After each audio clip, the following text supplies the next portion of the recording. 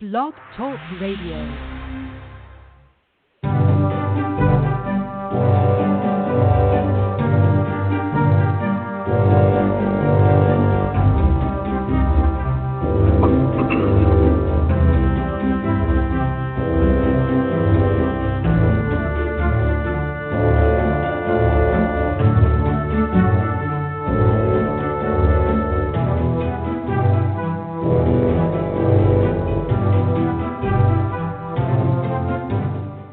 Quintessential Listening, Poetry Online Radio showcases diverse voices from around the globe.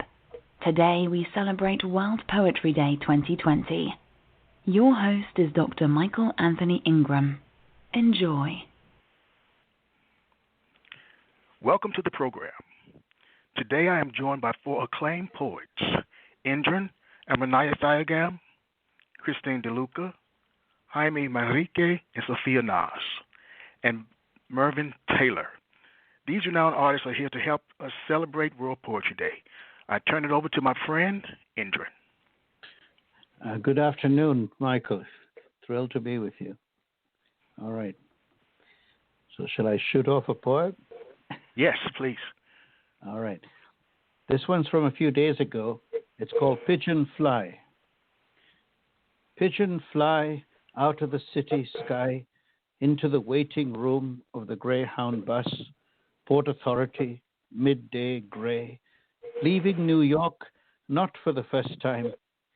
No, now there are many centers, magnets, points of light, and I will come back as long as the pigeon flies. I wrote that little poem on leaving New York before the world changed forever. Yes. As you know, we're going through this global emergency right now regarding the COVID-19, and so it's on all of our minds. And I want to try another little, very new poem for you. It's called The Equalizer, and I'd like to dedicate it to Jaime Manrique, who told me the story. You want to hear it? Yes. All right, The Equalizer.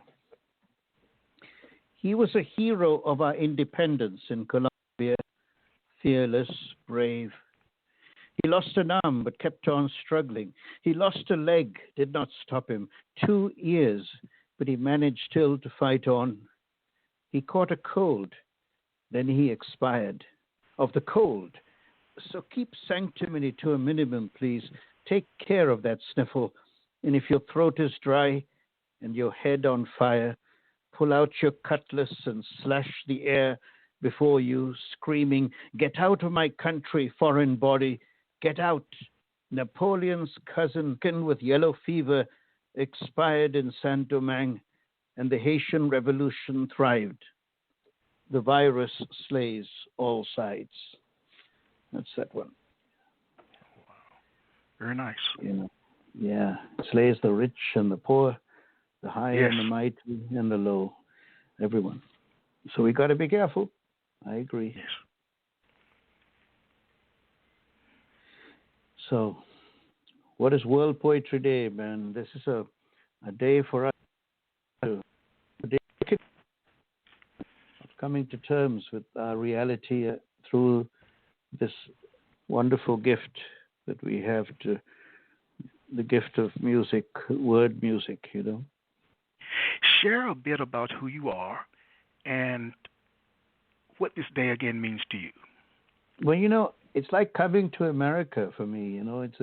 It's a celebration. It's a day of saying welcome and thank you, and I'm making a new home. Poetry is it's a special language. It's a sacred language. It's a sweet dancing language. It's something. It's, as I said, it's word music. So World Poetry celebrates that. Celebrates the meeting of idea and feelings in musical speech, and that's what I love about poetry. It's the capturing the music of the spheres in language. you know. And now there's all kinds of poetry, I know, and we quarrel and we debate and we think about, well, this poetry as opposed to that poetry, but at least where I come from, poetry is song in words. It's words danced on a page, and that's what I like to celebrate today on this World Poetry Day.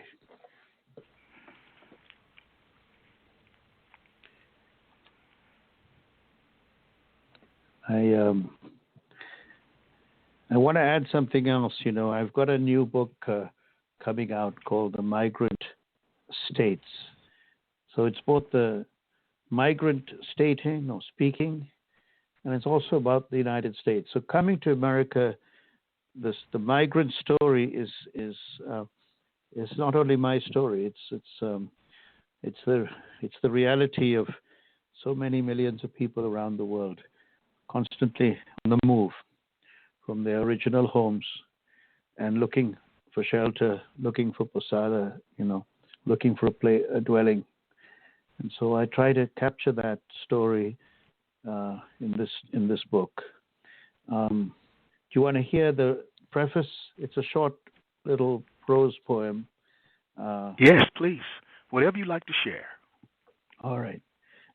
Migrants are on the move while our earth is staggering, roiling and rolling, drunk on human breath.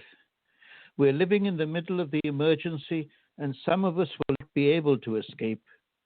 The seas rise and boil, brush fires move at a lightning clip. Heavy, sooty swats of Delhi air penetrate masks and decorum, silting lungs with a slow accumulation of poisons. As if our lungs, the breathing tubes, the billows of our lives, have become a burial pit, the sand thrown in. So what does the migrant state? 200 years after Walt Whitman set off from Paumanok, this is what his descendants find along the road. Democracy sputters, stutters. Can we survive the current surreal comedy where words, the raw material of poetry, have been spun, propagated as propaganda that threatens, as Orwell predicted, to make lies into truth, war into peace? I would add the jobs of reporter, poet, witness, as suspect now as they were in Plato's mind when he tried to create his exclusive republic. Yet I admire Plato because I champion free speech, the free mind. Let him have his republic, only let me state my poetry. We need open borders everywhere, open borders of the mind, of languages. We need to cross over at ports of entry with our dancers, tongues, poems, and gods. So pack your bag for the trip. I invite you to put these poems in an outer pouch, easy to grab and show at customs. In my words, sir, there are no vegetable products, no animal residues, no contraband. They are here to wake up essences, dreams, memories, to tell stories of where people come from and the disputes, struggles, successes they encounter along the way.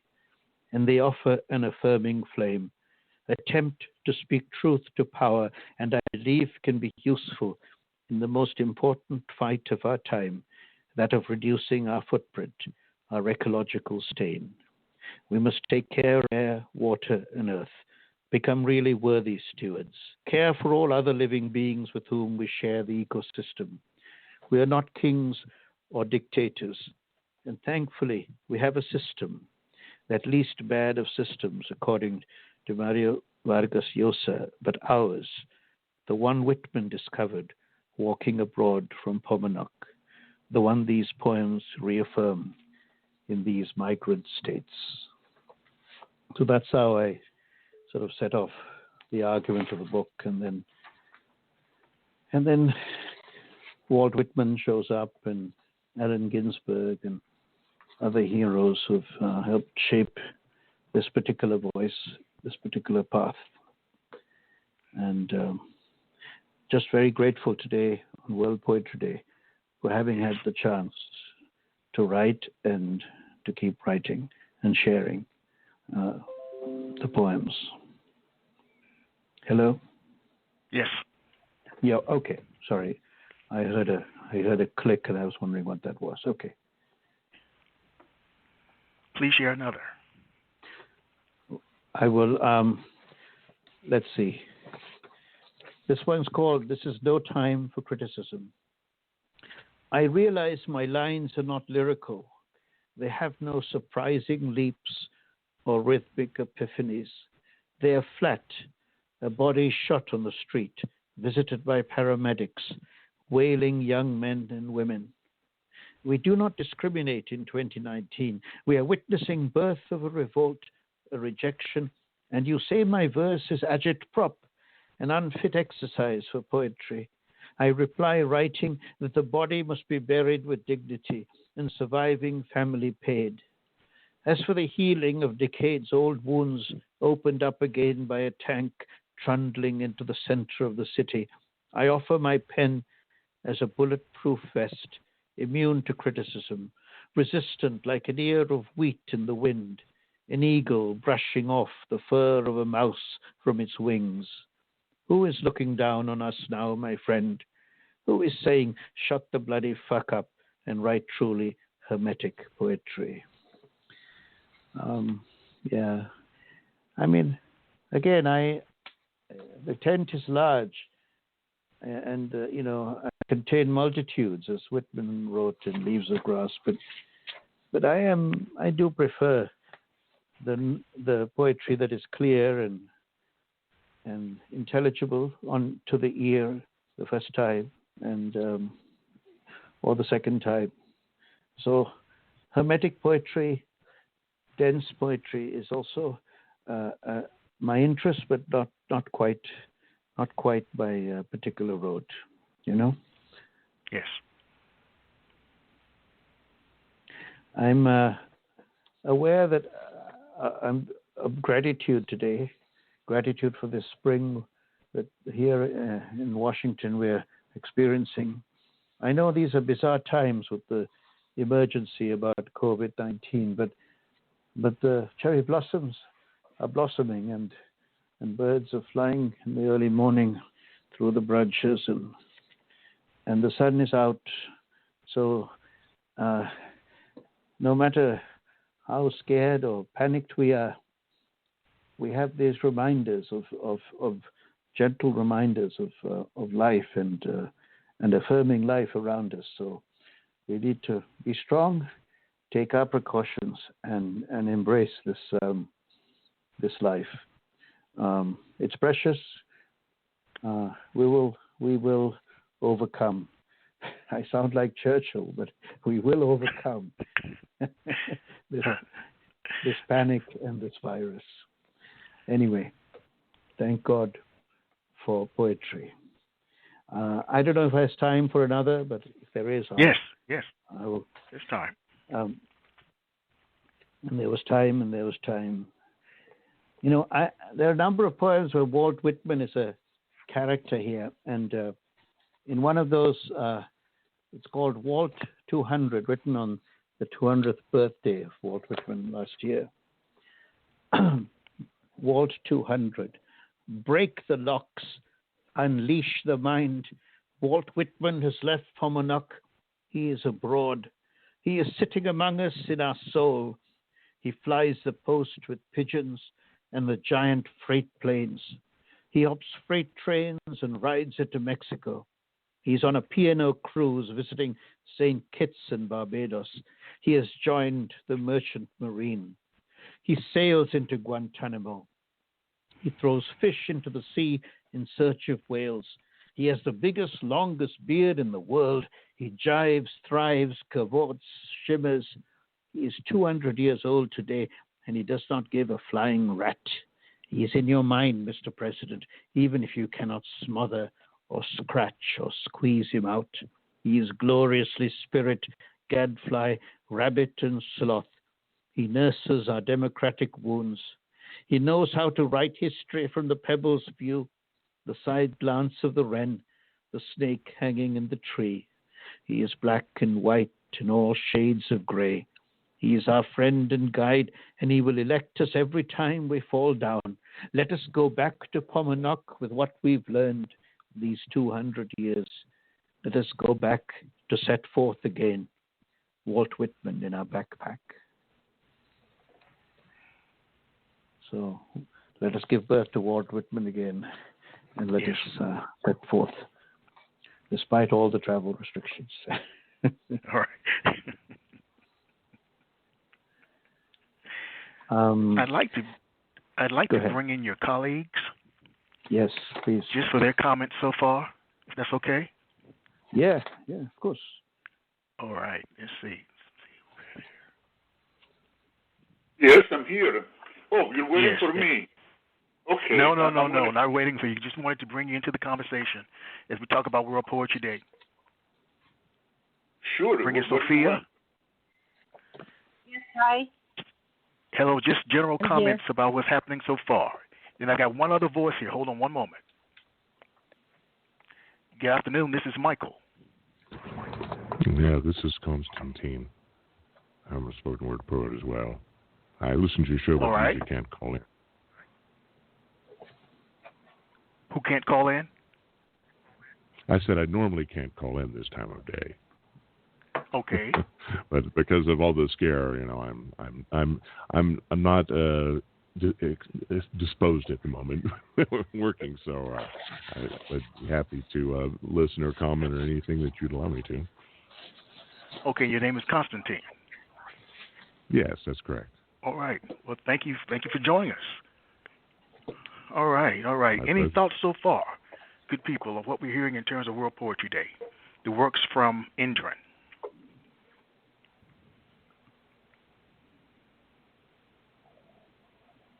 I really enjoy Indran's poetry. Especially, I love it because it's warm, it's expansive. It's the epitome of someone who is genuinely empathetic and believes in the universality of our humanity. So it's always a delight to hear him read, especially because of this special quality that he believes in poetry to be accessible, and it's in this day and age when it seems that a lot of poets are sort of elitist in one sense or the other. I find that very refreshing. He's truly someone who's the salt of the earth, so to speak. Thank you, Sophia. It's very kind. Very kind.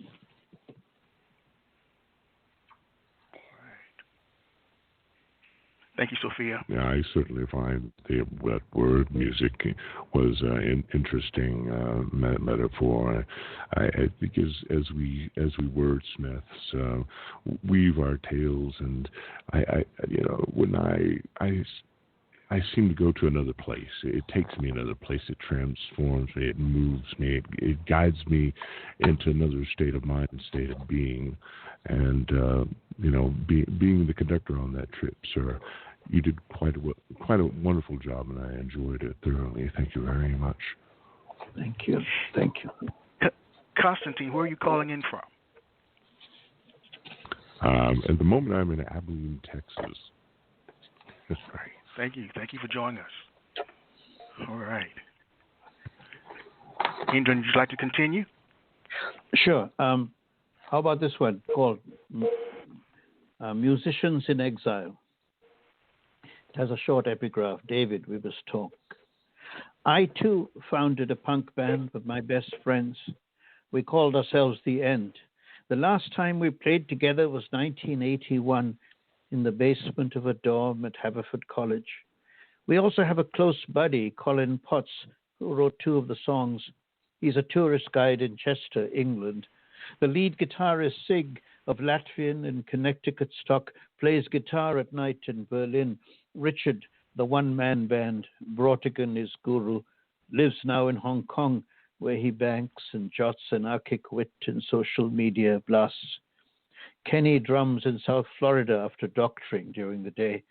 And I write poems, sometimes lyrics, and dream that we will play together again before the reaper claps and Lazarus closes his book to those who gave up the game, the good fight to eliminate the DMZ, the wall, to bring the end back to the beginning, where the body is wiry, the hair long, and the dream fresh, and the shot glass on the counter at Roach and O'Brien's, in the glass hanging on Mrs. William Burroughs' head. Wrong myth. We were Quakers, pacifists back then. Not sure now. We have not spoken in a while. Once a Quaker, always a Quaker. Once a bum, rolling, musical wheel, talking drum. Nobody can shut us up. Nobody can say the end will die again. Not in this poem. Not on stages of Berlin or Hong Kong. Not in Washington, D.C., where I publish this call for tryouts. The production will be grand. Cover the planet. We want versatile and committed actors who sing, dance, play drums, guitars, cowbells, who find pleasure even in exile. That was musicians in exile. We all had our moments. I think of Yeats's 1919, where he wrote, "We who 7 years ago talked of honor and of truth, now shriek with pleasure at the weasel's twist, the weasel's tooth." That halcyon innocence, those days when we formed a band and were vigorous and had visions of a kind of how should I put it, to paradise, and yet that those memories stay with us, and the search for paradise still motivates us, no matter how wizened we are or how cynical we can become or have become, because without that search for paradise, our lives become rather, shall we say, colorless or lifeless or bleary. So again, on this World Poetry Day, let's renew our vows. Let's renew the purpose. Let's contribute to reducing the footprint. The irony, of course, of this crisis with COVID-19 is that we are reducing our footprint. Emissions are down worldwide. And we have to find a way, a less deleterious, a less traumatic way to find the balance, a less traumatic than having this mysterious virus interfere with our growth patterns and our play and our socializing. But we have to find that balance. And poetry can play a role in waking up conscience and in renewing purpose. So I feel optimistic today, despite everything being so chaotic around. All right. Well, thank you, Indran, for sharing your wonderful work. Thank you, Michael. Thank you. Thank you. We'll be right back. All right.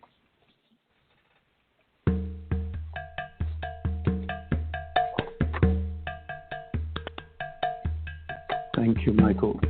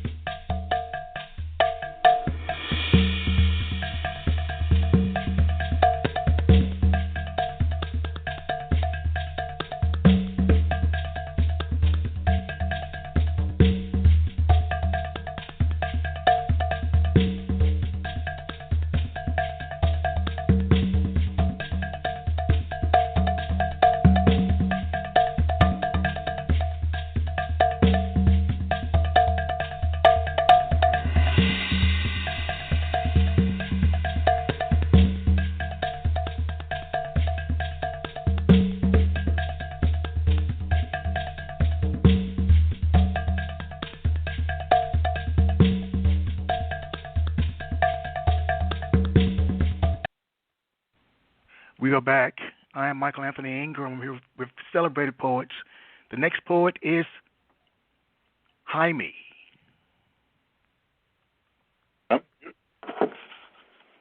You're on, Jaime. Okay, okay, thank you.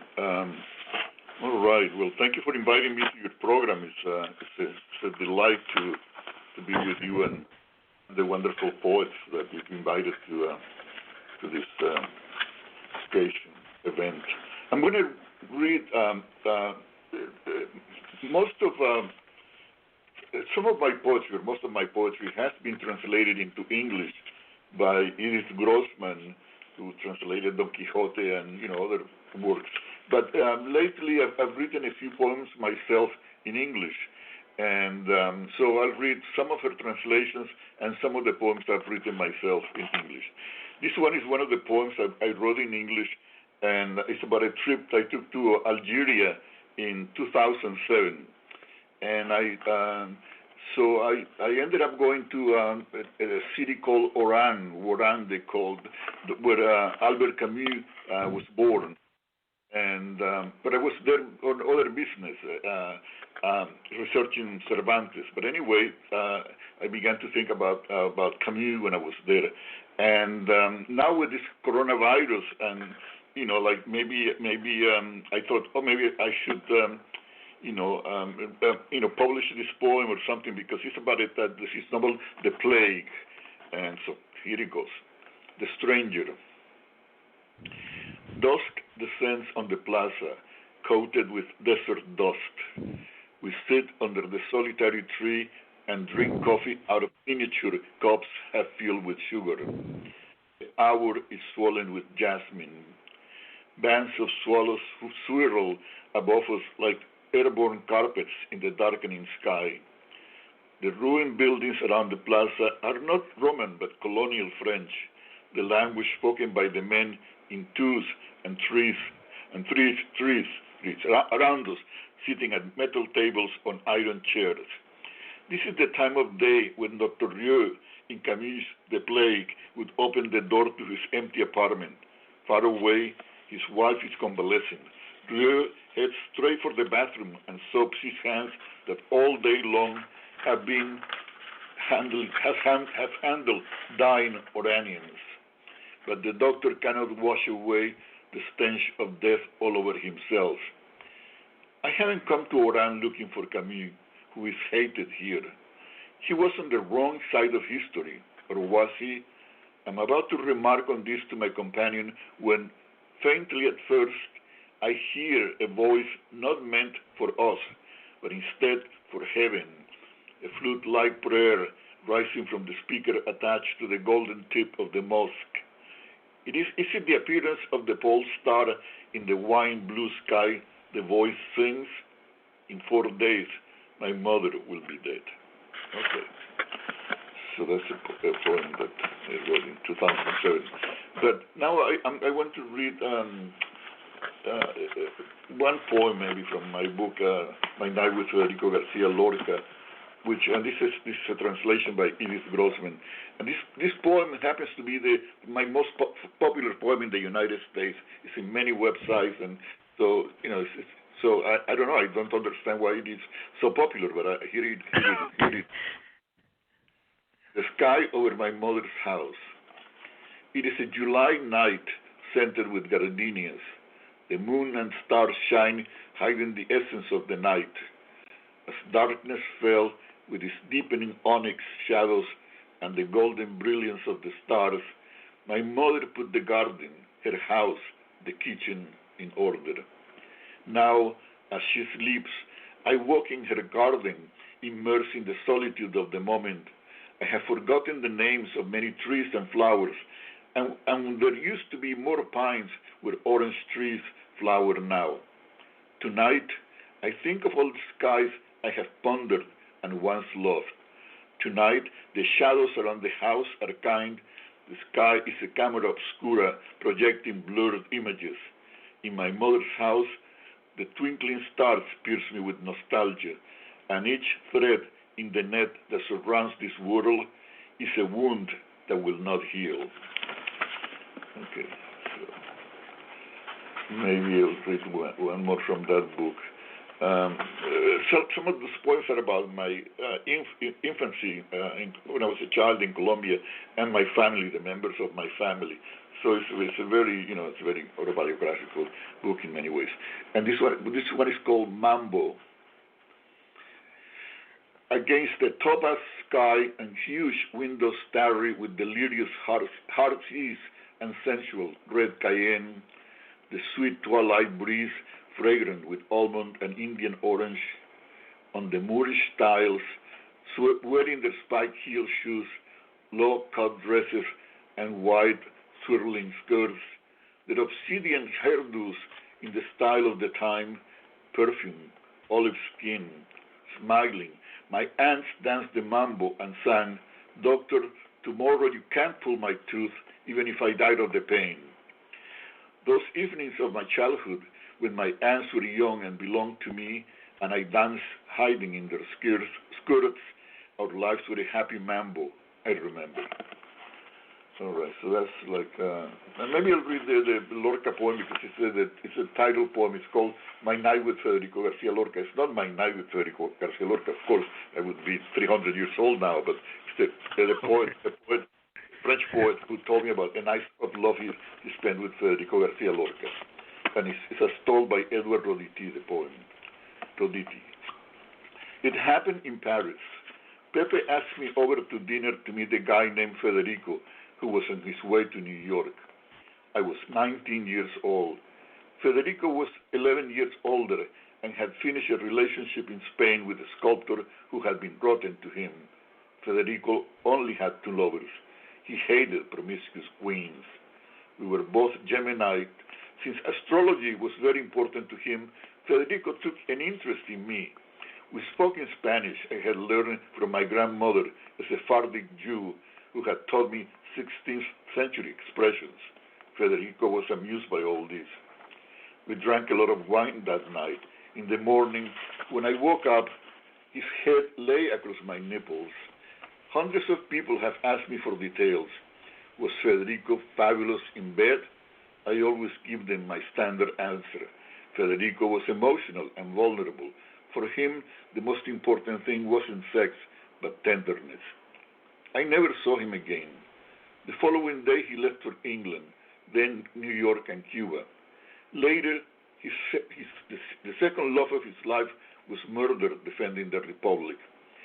All this happened in Paris, almost 60 years ago. It was just a night of love, but it has lasted all my life. Okay, so I'll read a very short poem, as a few lines from my second book of poems, and this is a translation by Margaret Sayers Speeding, who's also very. She translated Pedro Páramo and a lot of books by Latin American writers. And it's called Poetry. The mystery of poetry, according to Stephen Crane, is that a man can address the universe, and the universe will answer him. That's the point. And I'll end with a couple of other poems. These poems I'm going to read now, as The Stranger, are poems that have not appeared in a book. I have to put it together, a book of poems at some point, and I'm beginning to pull them out of whatever I've left them for years, gathering dust. So this one, the book is going to be called Don Quixote, and it's like it's my obsession with Don Quixote. I wrote a novel about Cervantes, the author of Don Quixote. So I thought to write a book of mine, Don Quixote by Jaime Manrique, but these are just poems. And this is Don Quixote speaking. Don Quixote. I woke up. It was the hour of nocturnal terrors. My head still on my pillow, in the unsettling darkness of my room, I thought, I am old. I couldn't go back to sleep. I slipped my bony toes in my slippers, ragged and threadbare like the life I had lived. Like so many nights of late, I wrapped a blanket around my shivering frame, opened the door of my room, and slipped out of the hush house. Outside, the ground was damp. The night abloom with stars, screaming silently as they fell toward God knows where, but certainly far from my barren fields, from the barren and owl's gold stare questioned me. Not my presence in the lateness of the night, but my entire existence. Spring was near. I could feel the ground turning under my feet. Then a second thought occurred to me. Soon I'll be dead. Soon my flabby flesh, my brittle bones, my dried up brain will be enriching the soil. The earth will be my roof, daisies my constellations. No, this cannot be the end, I heard myself say.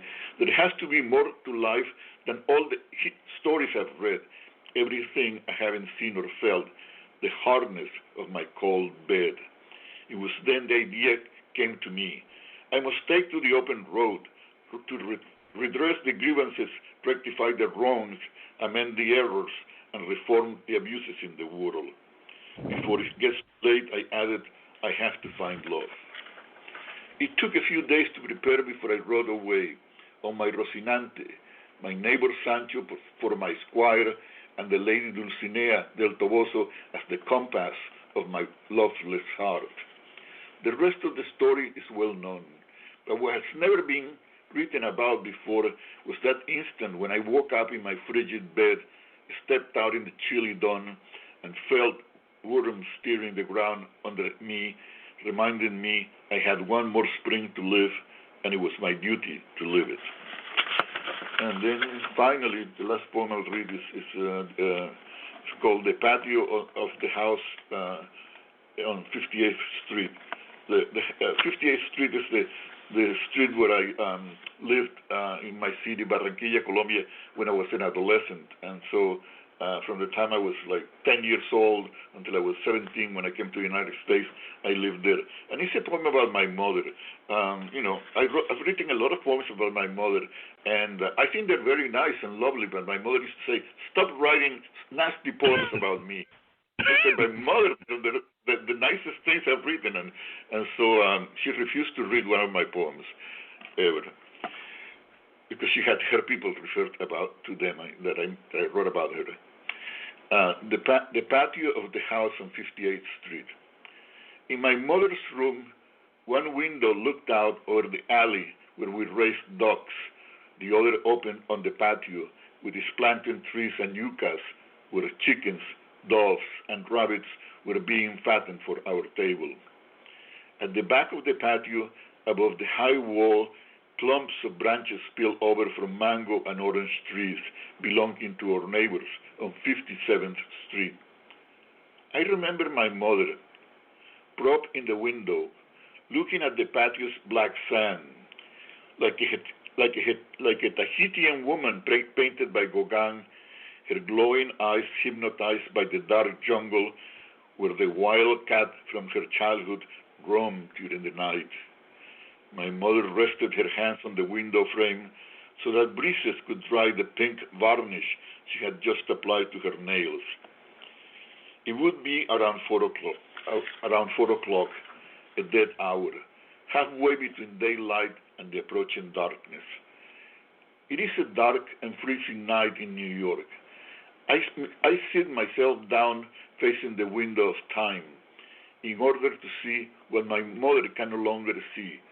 Before me opens the long road of our lives, the stations and stops of trains and buses where we get out, at the house where we live, other patios with different fruit trees and animals. And I contemplate with weakened eyes my mother's final destination, hers, not mine, because my eyes can only see the past, not the dark current of time as it swallows me up. Okay, thank you. The end. Thank you. I'm going to bring your colleagues in for comments. What a pleasure Right. to hear you, Jaime, read these essential poems. historical poems, and to sort of hear your obsessions with Don Quixote, Federico Garcia Lorca. Those good obsessions to have. And Thank you. Can I say something about you, Indran? You're welcome. I've read, I think, like 5,000 poems by Indran. He sends me at least 10 poems every day. He writes at least 10 poems me every single day and wants my comments. I've read them, So I've read, I think, over 5,000 poems of his. Jaime, that was supposed to be a little secret. Well, now it's out in the open. All right. Okay. Well, thank you very much. Thank you very much. All right. We'll be right back. All right.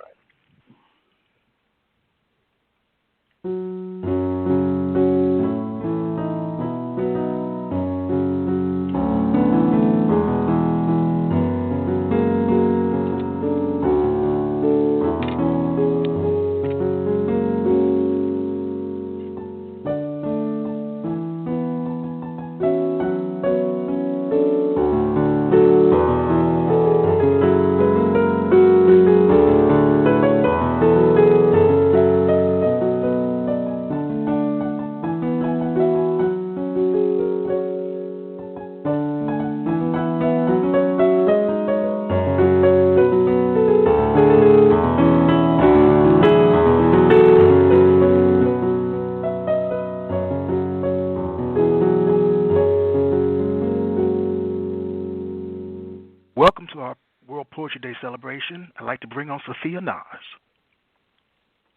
Hello, Michael. Thank you Hello. for having me at World Poetry Day. It's such a pleasure to be invited, with such wonderful poets. And it's truly, truly an honor to be here.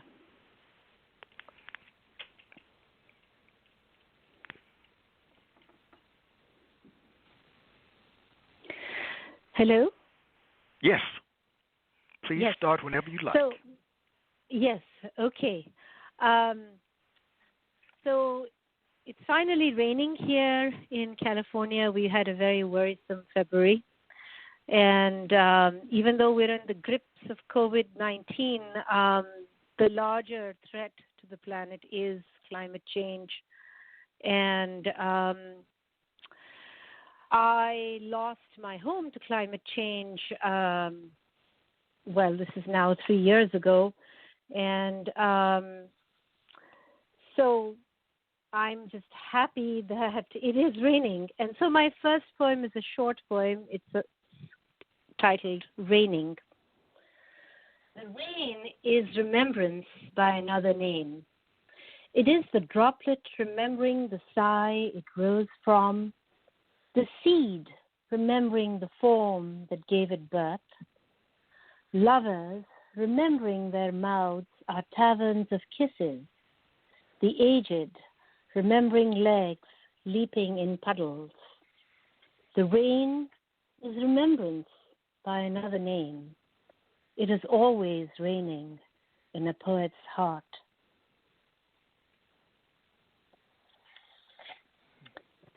So that was Raining. And I'm going to continue with another poem which is titled Hands. I know everyone's obsessed with hand washing now that we are in the grips of the pandemic. So this one was written before the pandemic, but it's about hands and the possibilities latent therein. Hands.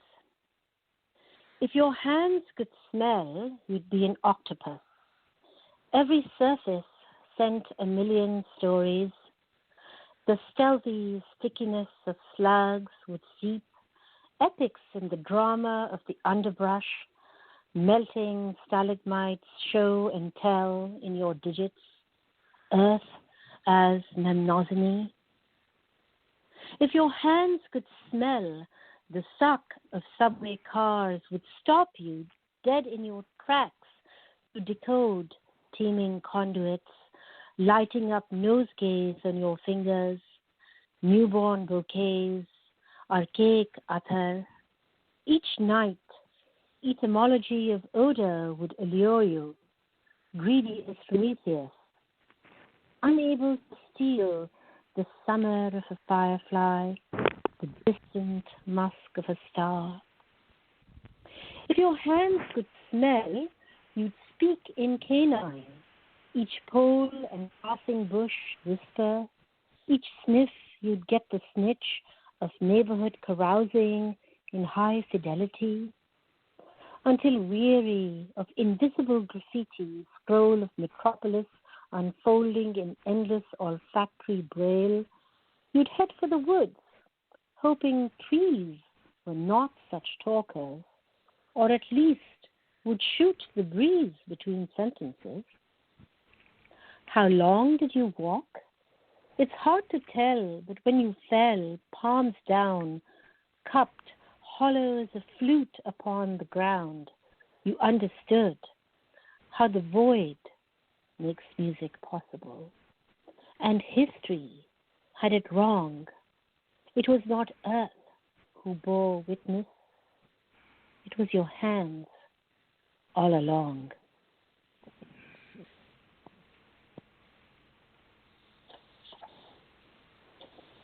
Hello? Yes, it's beautiful.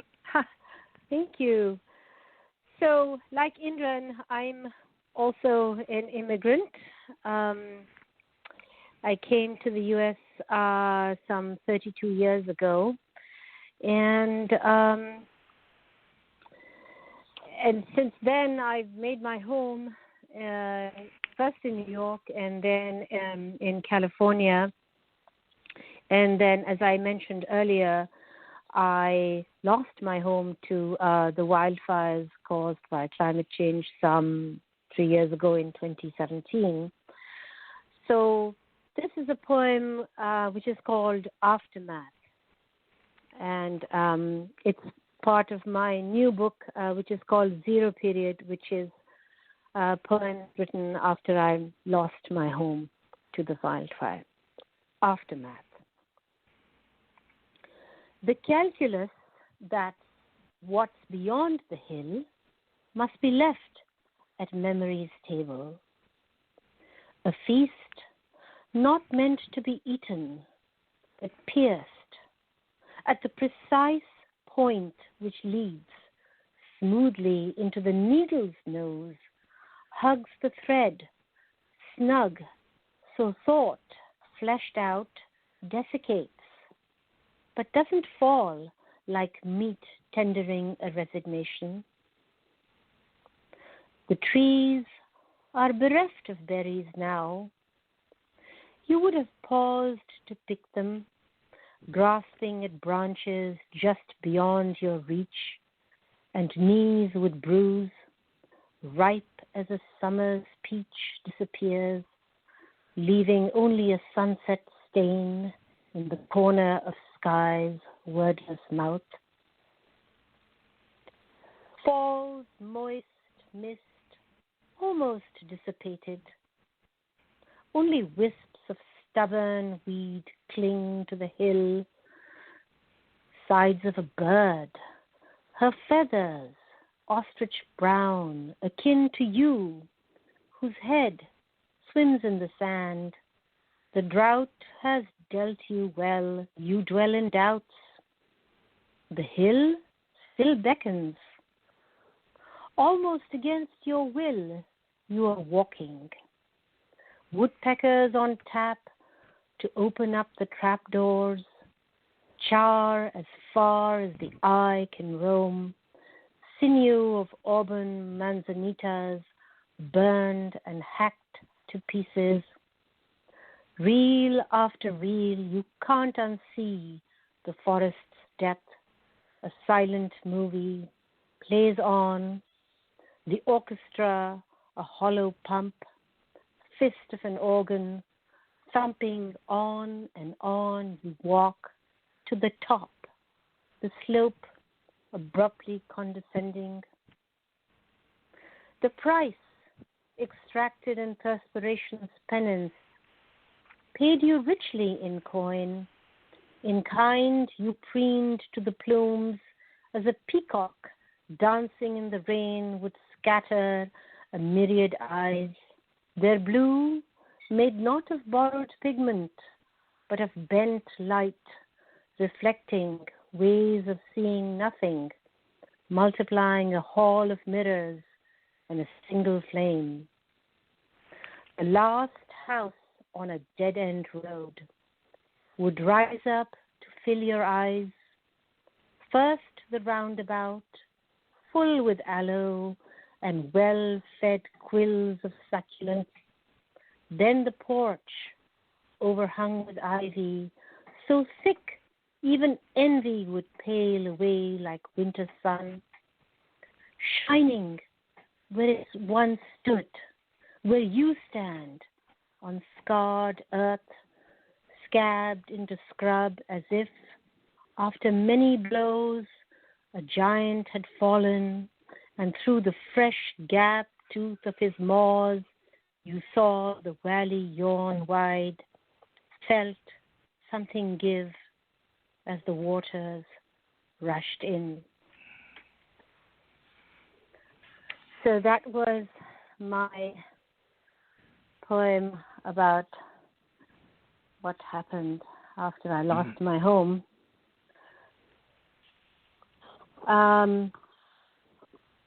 Losing my home is, made me feel very keenly how a personal loss is just a tiny molecule of the immense loss that we face as we are really in this, slow moving and at times really fast moving climate emergency. And so I've been writing from the personal loss has been stemming an ever-increasing awareness of collective loss. And where I am is it's completely inescapable because, it's not only me that lost the house and the entire neighborhood burnt out, vast swaths of, everybody. Where I'm reading right now, I'm in a trailer. All around me is a slow and painful rebuilding, but, huge, swaths of my neighborhood are just nothing. They're not there anymore. Mm. So there was a funny thing that happened recently in the news. There was a news about a woman who went to the emergency room in Korea, and they found bees living in her eyes. And so I wrote a short poem about that. It's called The Last Beekeeper.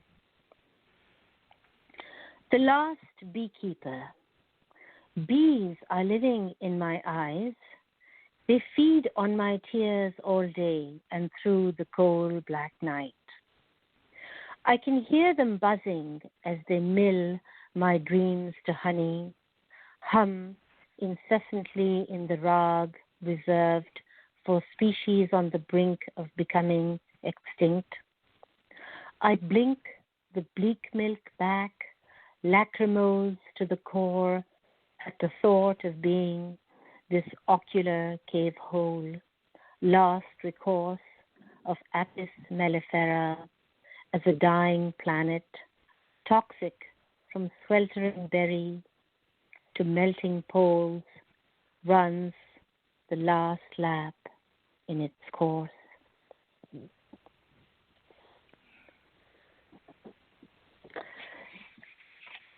And another one of my poems is something that seems particularly apt at the moment when, in the grips of this pandemic, we have been talking about social distancing. So this one is called The Lesson. The lesson is something to be learned from loneliness, the curve of each day shot across the bow. Do neglected bouquets know that the heart is nothing like a rose? Both tropes so overused it bears repeating like twin petals of the beat itself. 1, 2, 1, 2 to score, music of the four-chambered maze. Close those eyes, their bright windows to peruse. A rhizome, continuous, profuse, subterranean stem. The eye seeping seamlessly into them. Listen, there's a lovely violin to the east, red neckline of the rising sun, and standing still standing, remnants, relics of the elders, bay laurel, oak, redwood, manzanita, frozen in a paused narrative, retreating as touch-me-nots into winter, permanent char, staining time's elastic. At 11, the mountains take off their cloud crowns. Lizards belie alliterations of nursery rhymes to do push-ups. Rise and fall, and then the lull. Something breaks and something bends. Where's the learning in all this? I leave the page open for you to guess. So that was the lesson. All right.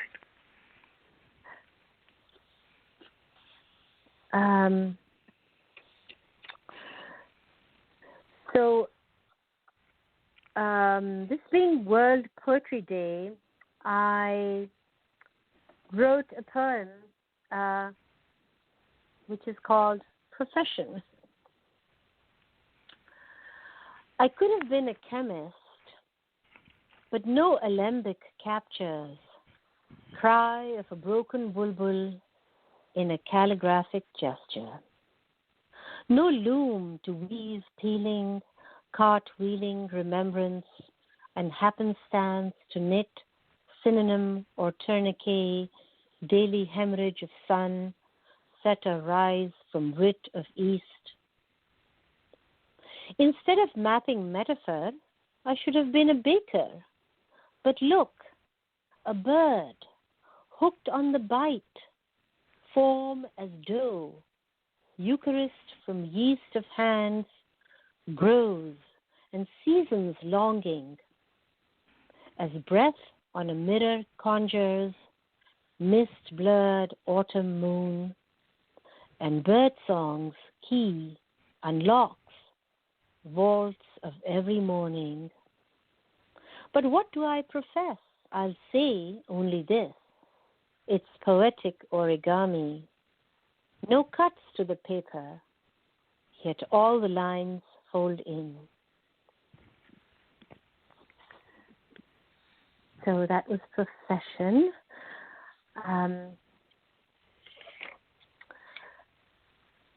I also, as I came as an immigrant, and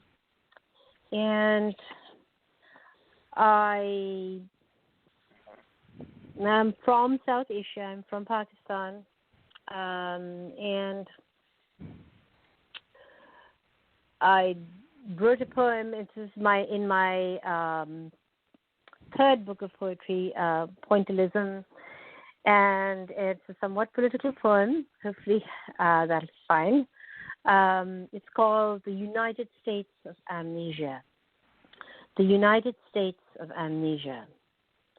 Welcome to the United States of Amnesia, where the average attention span is an albatross around the neck of history, drowning in largesse of half-calf mocha frappuccino. At every other corner, 9/10 of teeth submerge in this melting pot, Super Bowl of guillotined Halloween, cropped and photoshopped to the death, and the bell trolls a clockwork orange.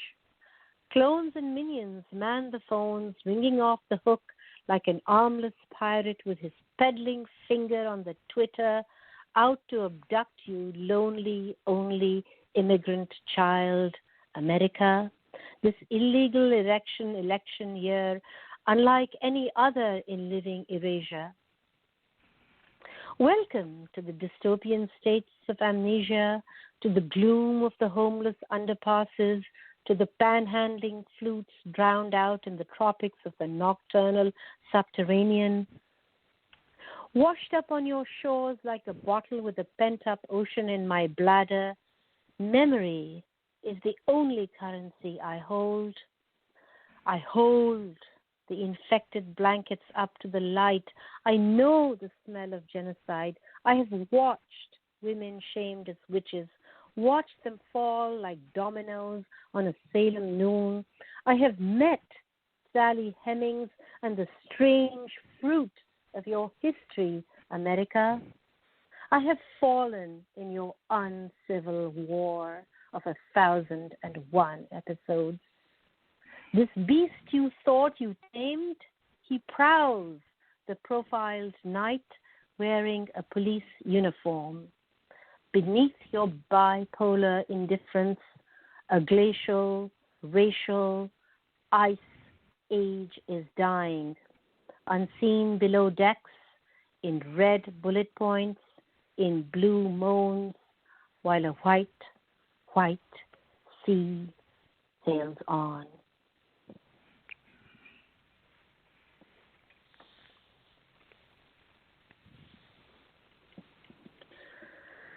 So that was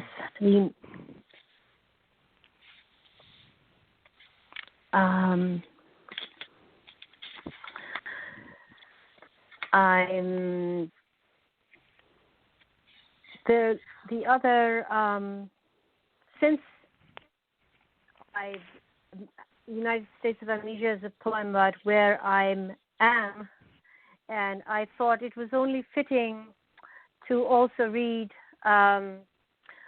even though I'm here as an immigrant, also still very connected to the issues of where I come from, to the repression that is ongoing for any kind against any kind of dissent, and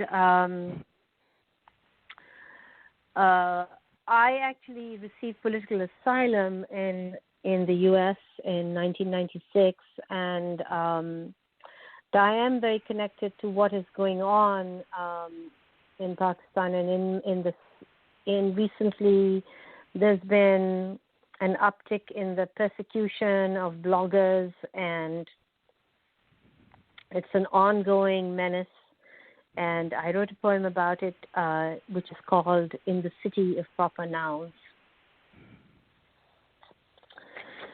And if you just give me a moment, I will get that together. In the City of Proper Nouns. In the City of Proper Nouns, those who spoke of desires other than objects lived perilously, as if speaking was leaping from building to building. Their words, tiny fireflies, dancing in the gathering darkness, slipped through the keyholes, trying to shine a light in the caves of closed minds.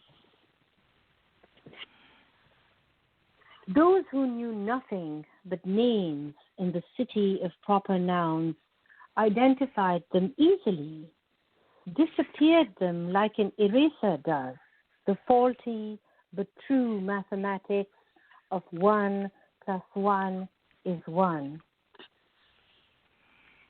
Erased them wherever they stood, or spoke, or marched, or laughed, or raised a glass of laughter to their lips.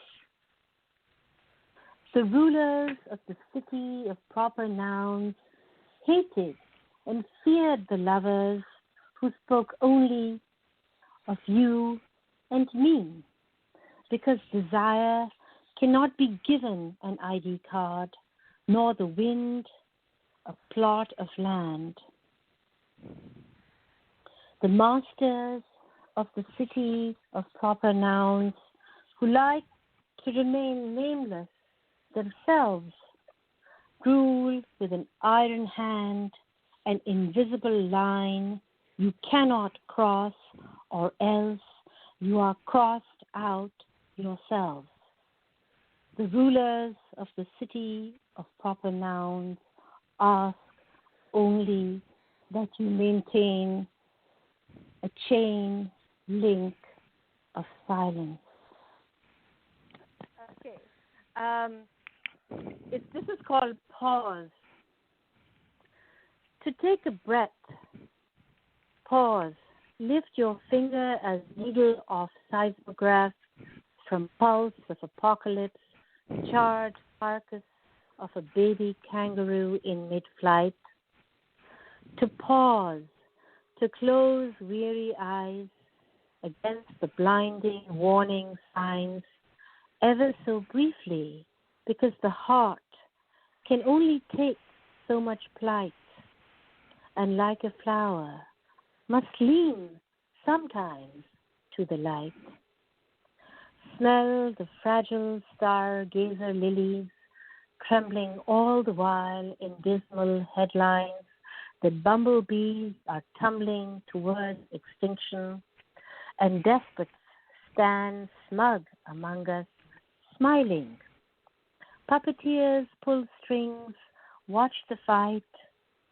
If we have indeed reached the end of days in the age of the Anthropocene, obscene in unrelenting greed, wrecked the Holy Grail, only planet, cup out of which all must drink or die, pause even then, sip delight in the last sunset, feel its blush seep into your skin before the final bell of darkness sounds and fades each and every sentient being tonight. Thank you so much, Anthony. Thank you for your patience. Oh, you're more than welcome. You're more than welcome. I'd like to bring in your colleagues here, friends from around the world. Congratulations, Sophia. What lovely poems. And thank you so much. And you read them magnificently. Thank you. And I know Michael will let Sorry about that out. That's okay. That's what a wonderful wordsmith. That's great. What a wonderful wordsmith indeed. All right. We'll be right back with Christine DeLuca from the Shetland Islands, Great Britain. Hello. Michael? Hold on 1 second here.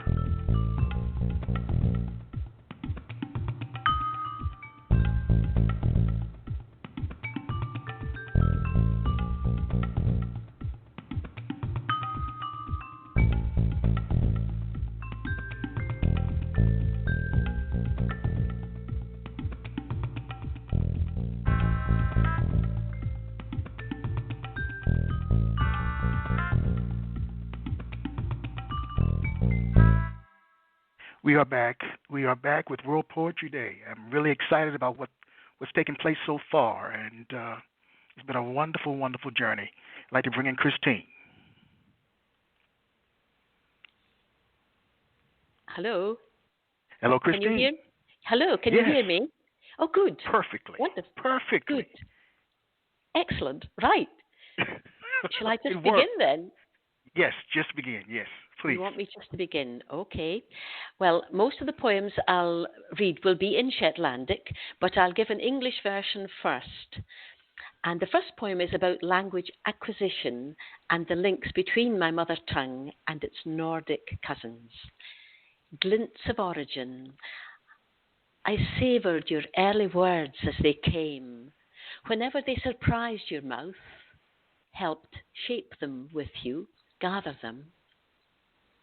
How many generations of children have quarried those same words, found all needful sounds around them?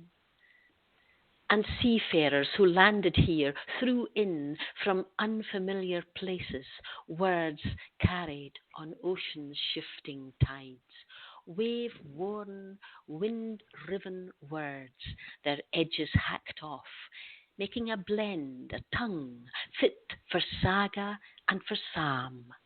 Rummage in it, dig away, and you'll find veins in the stone, bright glints of origin. Glims of origin, I savour thy early words as they cam, whenever they surprised thy mouth, help it shape them witty, hint them. Fu many generations of bairns has quarried that sam words, fun and needful sounds around them. And seafarers that landed here, weaved in fae unken earths, words carried on ocean's shifting tides, wave-worn, wind-riven words, their ages shaved off, making a meld, a tongue fit for saga and for psalm. Rumpseth in it, hawk awa, and dolphin veins of the stain, bright glims of origin. The ocean wraps Shetland round and is very much in command. In this poem, the sea is represented as male and the land as female. The sea, beloved one.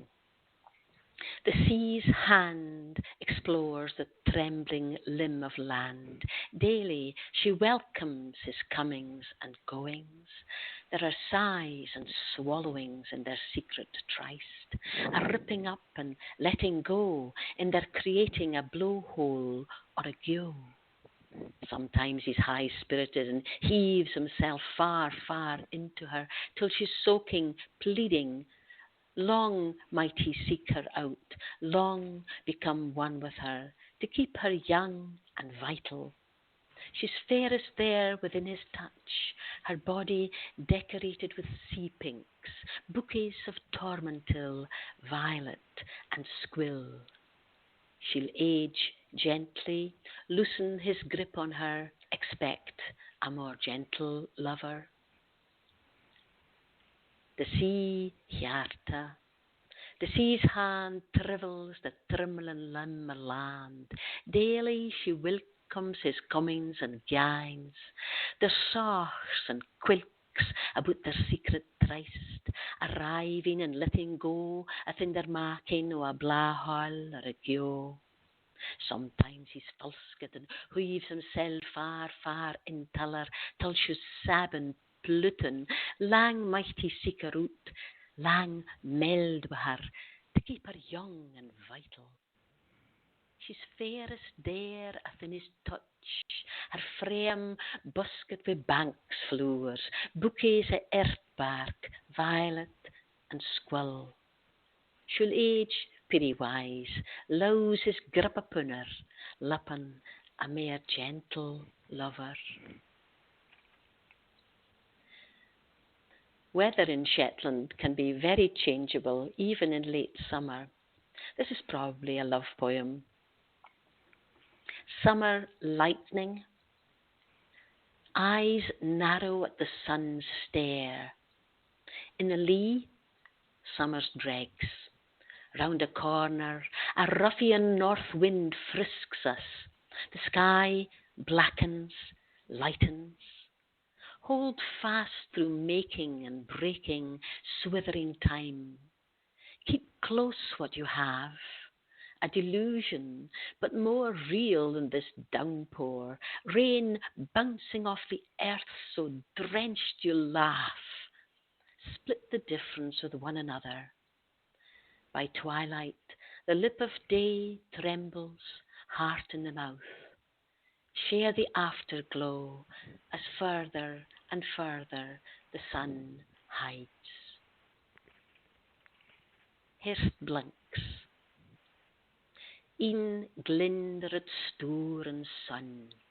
I de lee simmer strijks. Rond de corner a trucker o a north wind frisks was. The luft blackens, lichtens. Had fast through maken and braken swithering time. Keep close what you hae. A delusion, but meer real is this doontum. Rain standing af de earth, say druk het you gaaf. Ging hafers we een en ander. Be marknen, de lippe day trimmels, herte de moeth. Share de glud, is verder en verder, de sun hoidser. Shetland straddles the 60th parallel and is a place where migrating birds are common. I wrote this poem when I reached 60, so it's also about aging. At 60, that line where birds, exhausted, cross a threshold, winter at their back, or a happy intimation of summer before them, where along the 60th parallel, bird song on resonating strings trembles on a northern pallet. Hanging into 60 years is listening for that line, another season of song. It's pushing against the door, lifting the latch, taking the fiddle from the wall, and tuning what's left to make the notes. Fingers reach further, gently compensate for the missing string, draw out the melody. At 60, that line where birds, hurless, cross a treacle tree, winter at their back, or a scurrilous simmer afore them. Where, along the 60th parallel, shearling on ringing strings, vimmers on a northern pallet. Hanging into 60 year is harken for that line. Another season of sang, it's pushing for nance the door, lifting the snack, taking the fiddle down and tuning what's left to make the knots. Fingers rek verder, drivel the missing string, ties out the melody. A short contemplative poem just written in English.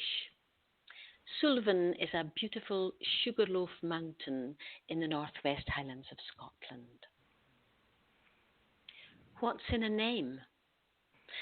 If and when I have mislaid my name and stare at you disconcertingly, let me spend a day parked by Sullivan, perplexed by broken water. Turn my calendar to the mountains season and set my watch by shadows on the loch.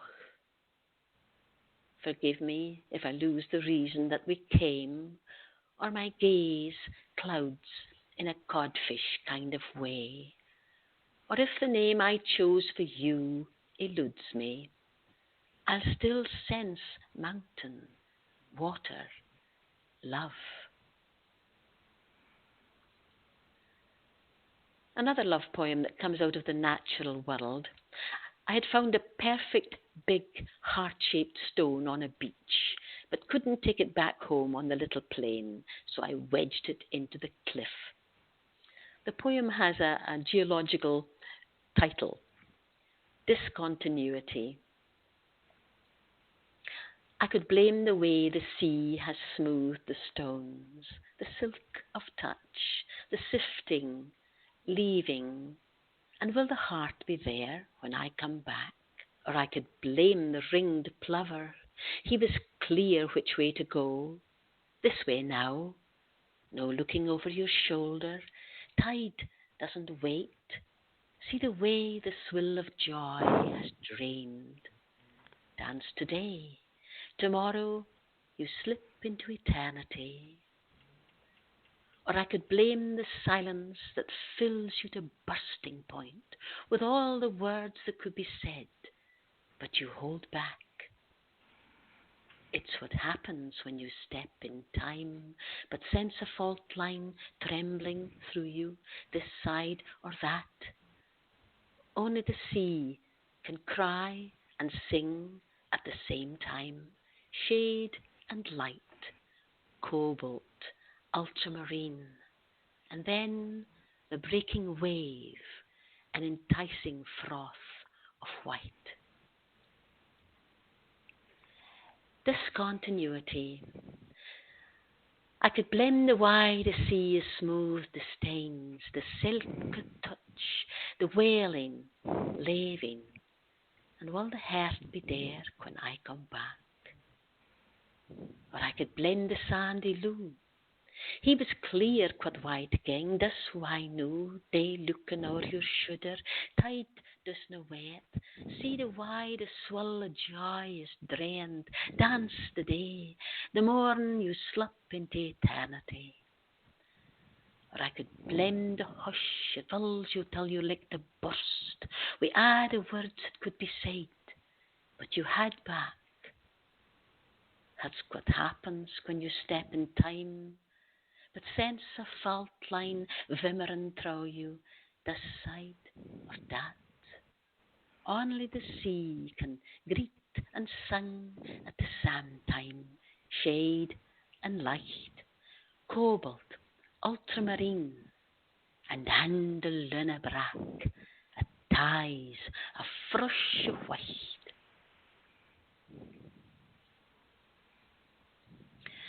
This poem came out of a walk to Fairland in Shetland to the site of a 19th century remote fishing station with ruins of fishermen's bothies. The wooden six-oared boats, the sixerns, used to be pulled up at the end of the fishing season into noosts, sheltered hollows or stone housing well above the high tide level. Tusk is a cod-like fish of the ling family. Fish were split, salted and dried on the stony beaches and piled into pyramids or steeples. Beach work. We neither split nor weighed the tusk, nor laid them out to dry, but amused ourselves on the beach, left a pyramid of stones for the ocean. We didn't prop up the yule, kept her anchored in our memory, sat down in the bosom of her noost, shared our food for the journey. We neither cut nor cured a peat, nor gathered driftwood, but wondered about hearthstones, fires within summer bothies. Few words spoken, none needed. You selected 2 pretty stones for me and walked behind me. Beach work. We neither split nor weighed the tusk, nor laid them out to dry, but played was up at the beach, left a steeple of stains for the ocean. We never showed that the sixern, kept her lying off our memory, set was to the bosey our noost, shared were fair the net. We neither cut nor cured a pit, nor gathered rack, but windered on heartstains, fires within summer booths. Nae words spoken, nane needed, do wailed me 2 bonny stains, and wacked to hunt me. Hand knitting was a mainstay of the Shetland economy for many years. All young women had to learn the various processes and patterns, some of which are mentioned in the poem. The lace patterns are often based on shapes in the natural world. But it's a love poem. song of the knitter. I tease out your ravels, comb and card you, spin you, foot on treadle, set your wool rolls trembling, till that continuous thread your voice is smooth and strong. I colour you from swatches of summer cliffs, match all the shades of a breaking sea. You hold me, my hanks, your arms wide.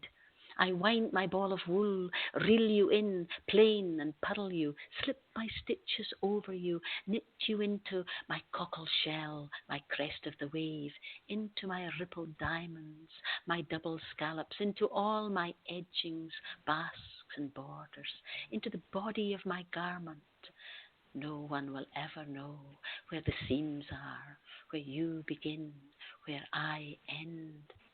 Wrap me up and take me, spin my wheel, turn my heel, lay me up, pick me up, knit my first tight row, graft me off and wash me, shape me, wear me. Sang the maker. I ties out thy raffles, ride and care thee, ca me wheel and spin thee, set thy rowers murlin, till that unbroken thread thy voice is slight and strang. I colour thee with swatches of simmer banks, match a' the shades within a lunabrack. Thou hadst me hanks, thy arms wide.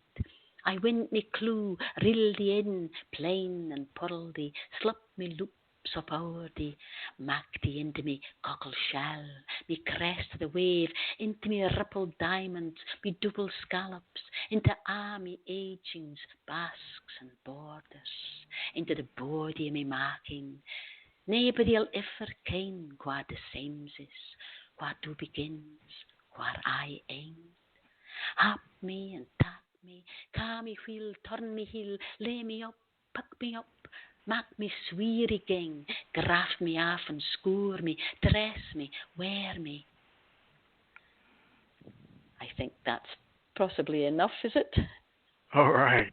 Beautiful, beautiful, exquisite work. Let me bring in fellow poets. Hold on one second.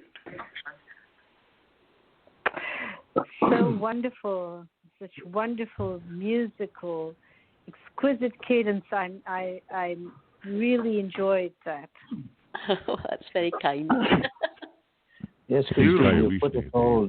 You've given us all inspiration to renew our energies, our linguistic energies. You know, the vocabulary, the words you use. It's such a rich dictionary you have in your. Well, it's a little different. Yes. I love it in my mouth. It feels good in my mouth. Yeah. You taste your poems, yes. I don't think I need to eat dinner today. Quite satisfied just listening to you. That's good. I am so glad you're here, Christine. I really am at work. And let's take a brief break. Excuse me? It's quite clear. It's coming over clearly. It's perfect. Absolutely perfect. That's the lovely. Day is perfect. Good. Okay, we'll be right back. Okay.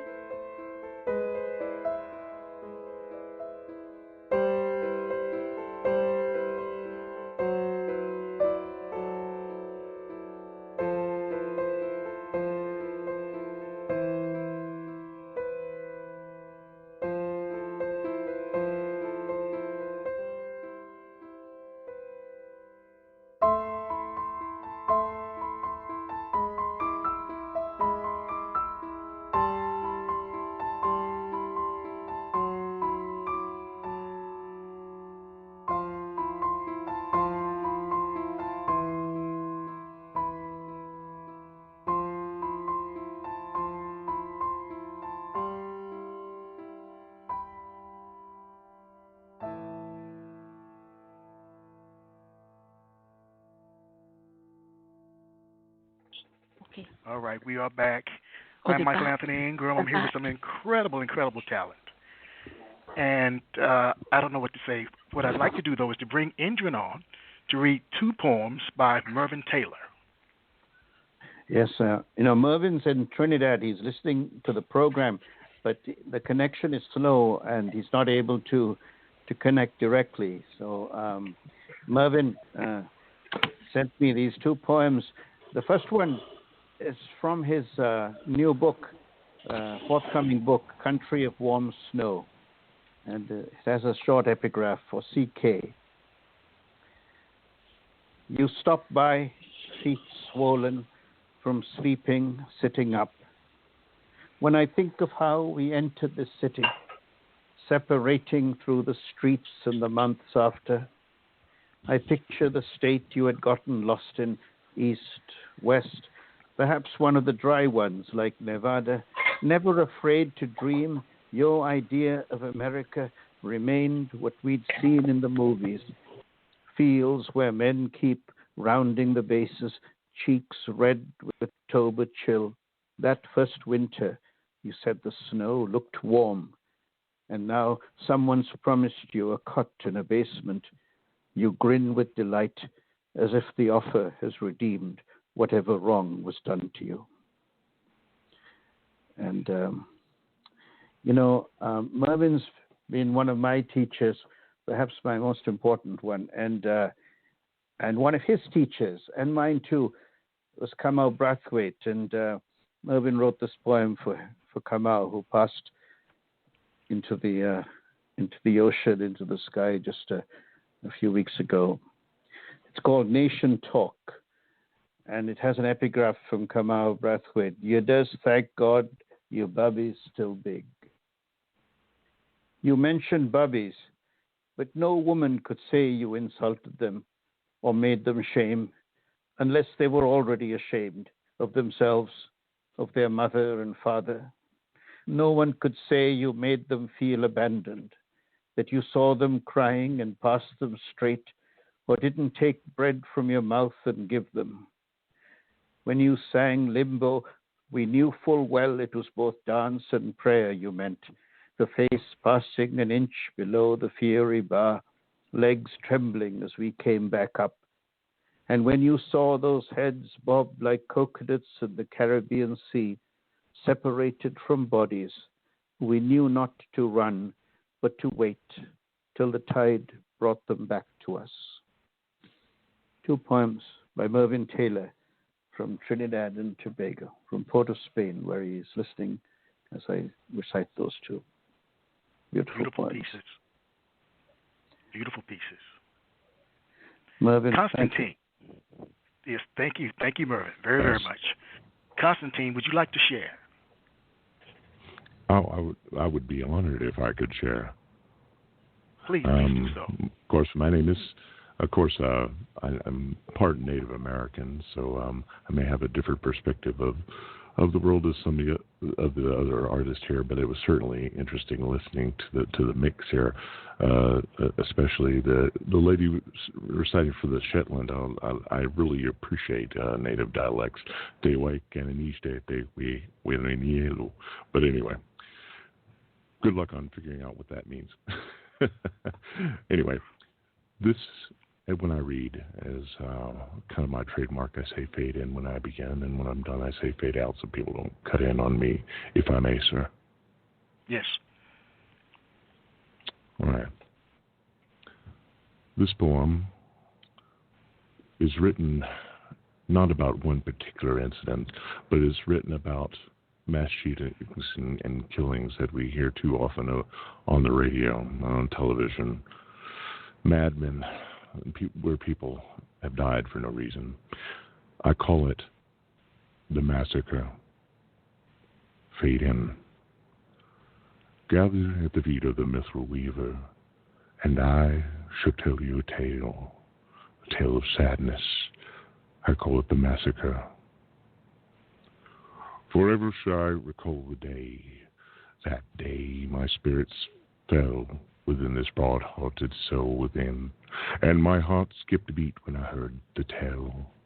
I heard of the massacre, of the killing field upon messenger driven by a black wind of deeds that never should have come to be. Some expressed confusion, but I knew exactly what to do.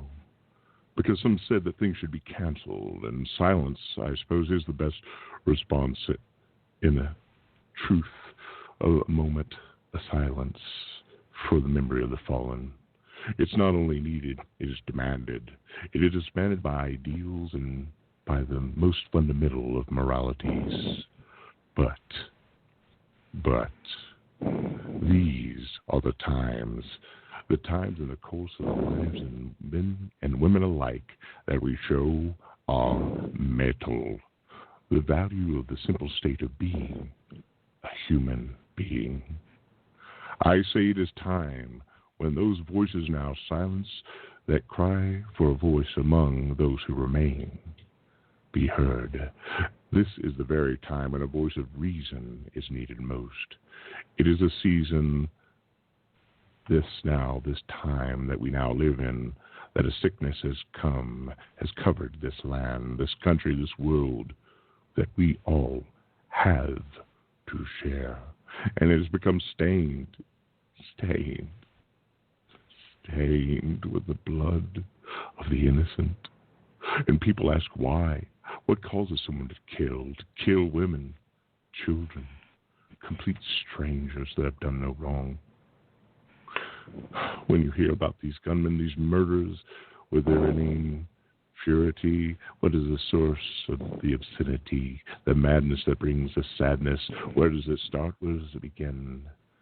I say it starts with you and me, my friend.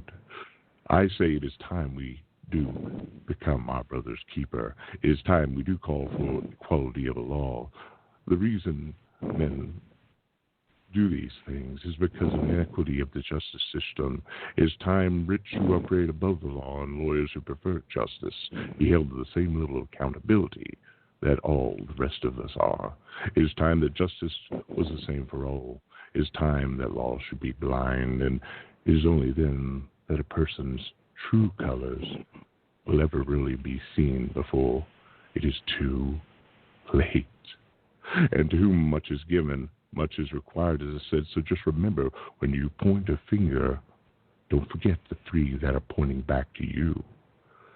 So don't tell me what is not required. For my friend, much is required. For much more be required of you later, should you do nothing at all. So write, speak, pass on these words that will champion the truest of causes. For we are the bards, we are the voices, we are the poets, and the world needs us. And morality demands of us to exercise this gift of the turn of phrase, of gift of gab, not to elevate ourselves in vanity, but to raise us all in unity as one world, one race, the human race. Not to impose our views as a superior intellect, but to instead relay that elementary truth that all men have in their heart, that all good people know, and that is what is the right thing to do, but because of sorrow have only forgotten. And you need simply to be reminded of it. For you cannot unsee what a blind eye has been turned to, the mind's eye has yet brought to be. So go now, my dearest of friends and wordsmiths, for your brothers and your sisters, your world await you. Fade out. All right. Very powerful. I'd like to bring in everyone. Thank you. We're at the end of the program. And I'd like to thank Michael. everyone for, hold on one second here. Here we are. We're at the end of the program, and I'd just like to thank everyone for your participation. Any thoughts from the crowd? Fascinating. Fascinating. And thank you, Michael, for putting this together. You're doing an amazing gift. You're giving all of these listeners, and I know this program will be heard and rebroadcast, and we're just deeply grateful to you for including us and giving us a chance to celebrate poetry on this World Poetry Day. Thank you. Well, thank you, Yes, Indra, thank you for very being much. the person who brought everyone together. So, again, it's due to you that we have wonderful talent today. Thank you. All right, everyone. Thank you. Well, thank you so much. That's the end of our program. Okay. And we'll return next year on March 21st for another World Poetry Day. Thank you so much. All right. Take Bye-bye. care. Have a good day. Bye-bye. Bye. All right.